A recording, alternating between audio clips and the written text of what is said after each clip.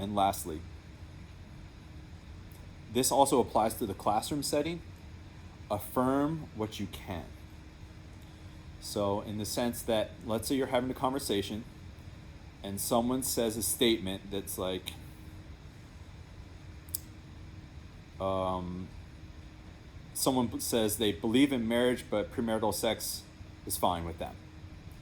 You maybe need to read the moment and realize this isn't the time.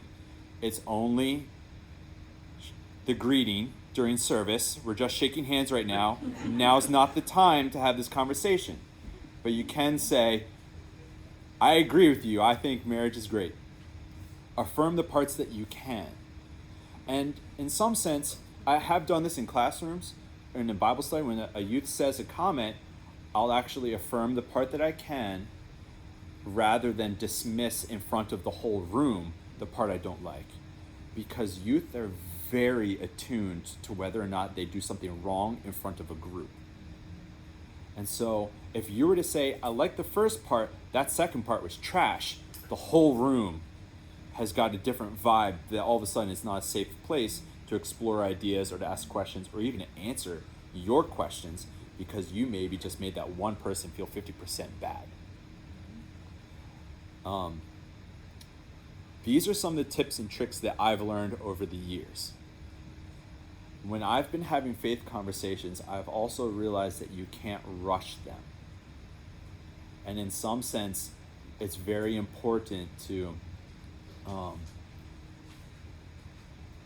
have follow-ups as much as you can.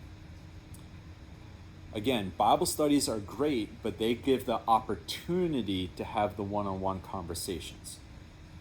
And the one-on-one conversations, that's actually where real discipleship happens.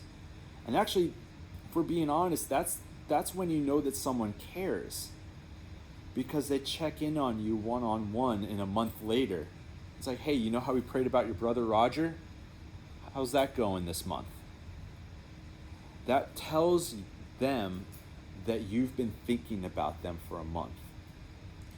I think it's Dallas Willard, but he said the first gift of love is just the giving of attention.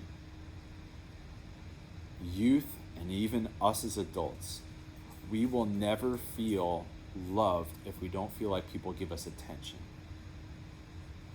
And I honestly think that's part of why the church is going through this mass exodus, because we haven't given the youth much attention, or maybe as much as they need. I'm not saying that they're all narcissistic. I'm not going to go towards that, but I mean, yes or no, does our church have a culture that gives the youth the attention that they need at this stage in life developmentally? And if we aren't, then we shouldn't be surprised if they walk away.